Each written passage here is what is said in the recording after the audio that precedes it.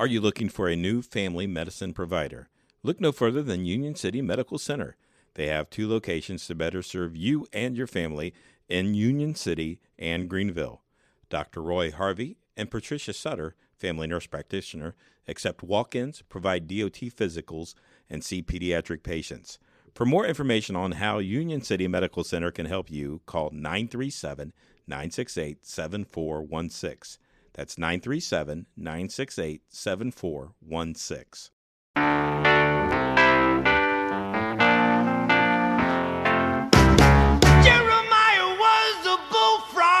The 163rd Great Dark County Fair, August 16th through the 24th. 9 days and 9 nights of family fun, livestock shows, thrilling rides, 3-dog night with special guests, Night Ranger, motorcycle racing, harness racing, Smash It Demo Derby, NTPA and Dark County tractor pulls, high school cheerleading, high school band spectacular. Make it a family affair on Thursday with free till 3 and enjoy the annual bicycle giveaway. Tickets for grandstand events are available at darkcountyfair.com, 1-800-736-3671, or at the fairgrounds box office.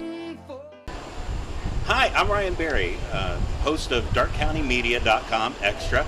Today we're in a special venue. We're at the Dark County Fair, and today is Veterans Day at the Dark County Fair. So we're doing a special program out here. Usually it's in the office, but now we're on location today, so to speak. You've joined us before. We've had a lot of great people that we've brought in to talk about Dark County and what's going on. And this one is extra special because we're talking about veterans today and what is going on for veterans. We have Michael Maloney with us today. And Michael, tell us about what you've got going on. You've been doing this, I think I met you a couple of years ago, maybe 2-3 years ago now, and it was about this Veterans Memorial Park and Digital Library. What's going on with that? Well, first, Ryan, you're right. It was 5 years ago. 5 years ago. And you actually helped us springboard this to the high school. But I'll back up first. The park started. It's in between the American Legion and the VFW post in Greenville. It was pretty much a dump area back in the day. And the World War II veterans, the Korean veterans, and the Vietnam veterans got together because the moving wall was coming through Greenville. When they heard it was coming through Greenville, they wanted a nice place for it, so they built this park from scratch. The place was a dump, undeveloped. They all got together, developed together, and they all agreed that this park was going to be for all veterans. And we've continued it. It's beautiful. It's a beautiful place. Anybody that's out there should come check it out. Everyone, a lot of fallen folks are memorialized there. We got the gazebo and so forth all set up. Got some other stuff out there. They even recently, when I say recently, a couple of years ago, put in a Iraqi freedom monument. So that's been maintained. But what we did with the digital library mission 5 years ago, we wanted the ability to put information out to veterans, but mostly get their stories. There's so many fantastic veteran stories out there to capture. People say, oh, well, we do it through the Library of Congress and all this other stuff, but that is just a very small smidge.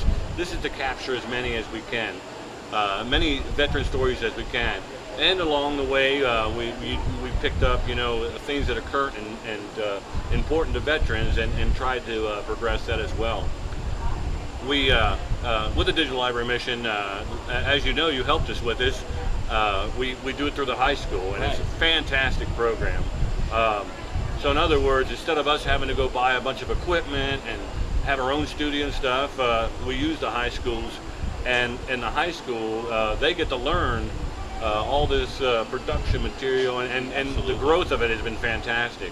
If you go back and look at one of our first videos we did of a veteran interview, and now look at it now, it's just that the progression is just fantastic.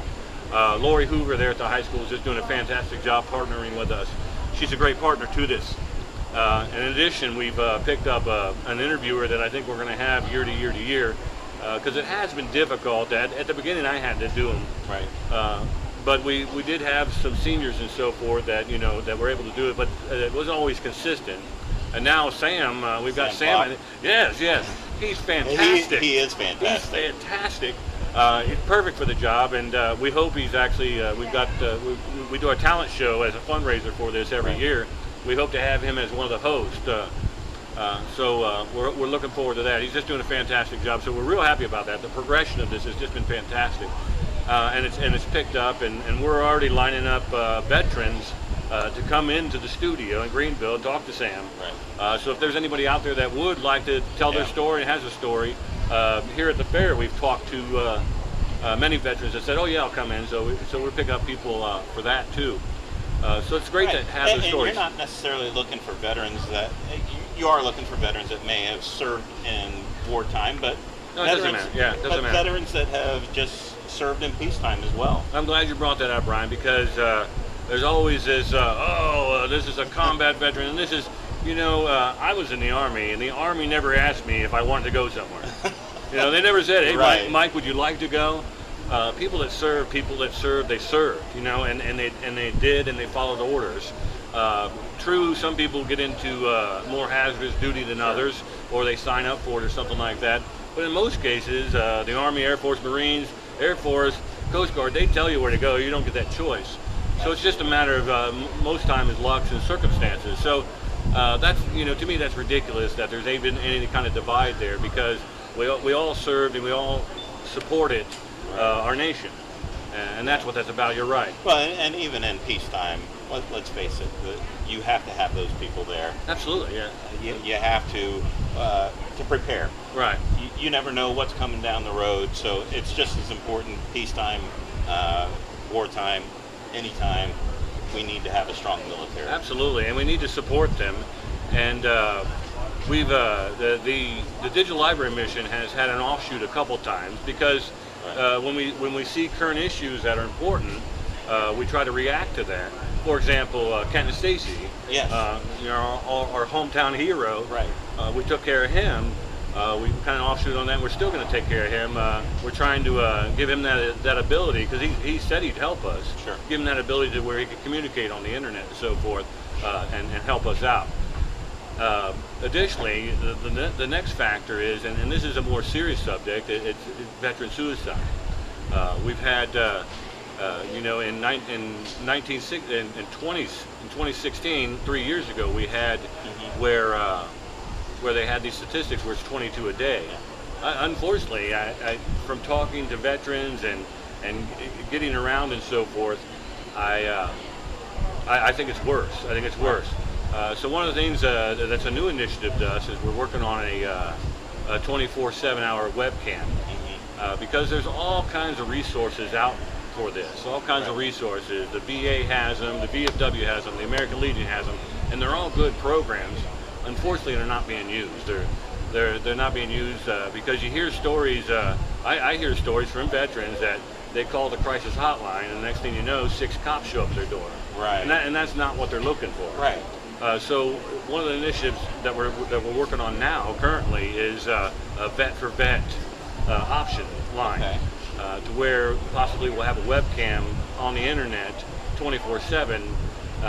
We obviously will have to have a long list of veteran volunteers. Yeah. Absolutely. But the idea is that if you reach out to this, you'll be talking to another veteran, and I think that helps. Right, and that beats having the 6 cop cars show up at your house when you're struggling, and that's not the thing you need. And the folks that are at risk, the at-risk veterans, they hear these stories. They hear that, I called and the cops showed up at my door. So they're not going to call that line. And maybe we can help somehow fix that, because these resources are good resources. Right. Just trying to get them to them is the key. Absolutely. So that's the next thing we're doing, and we have a full slate of veterans. Like I said, this year we're going to start as soon as school starts. The fair's over and school's going to start. A veteran set up. We got our 5th Phantom of the Opera talent show set up for November 9th here in Greenville. And we're looking for talent for that. If anybody wants to get into talent act there, we're looking for sponsors. How can they reach you if they want to be involved in the talent? They can contact us via Facebook, our Facebook page. That's the Veterans Memorial Park and Digital Library. We're on YouTube as well.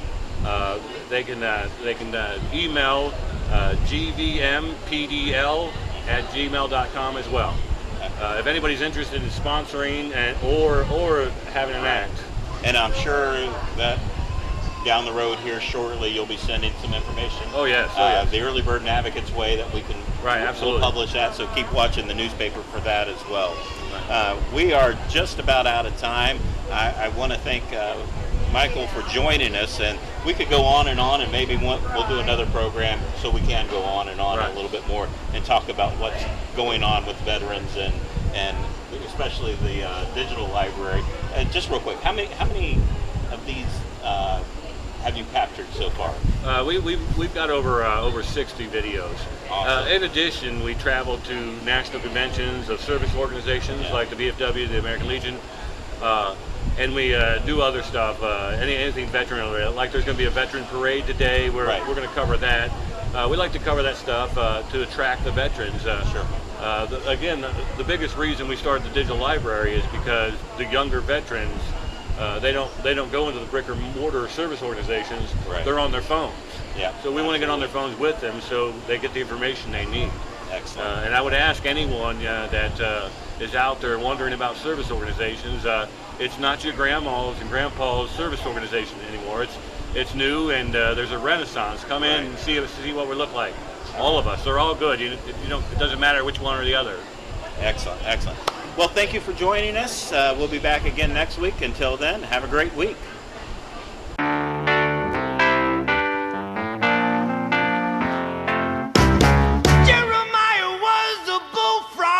The 163rd Great Dark County Fair, August 16th through the 24th. 9 days and 9 nights of family fun, livestock shows, thrilling rides, 3-dog night with special guest Night Ranger, motorcycle racing, harness racing, Smash It Demo Derby, NTPA and Dark County tractor pulls, high school cheerleading, high school band spectacular. Make it a family affair on Thursday with free till 3 and enjoy the annual bicycle giveaway. Tickets for grandstand events are available at darkcountyfair.com, 1-800-736-3671, or at the fairgrounds box office. Not often does one think of a hospital as a destination location, but with Mako Robotic Arm-Assisted Orthopedic Surgery, that is exactly what Wayne Healthcare has become. Mako Robotic Arm-Assisted Surgical Technology has proven successful patient outcomes, increased accuracy, and precision. With this technology, Wayne Healthcare is committed to being the first choice destination for orthopedic surgery in the region. To learn more, visit waynehealthcare.org/robotics.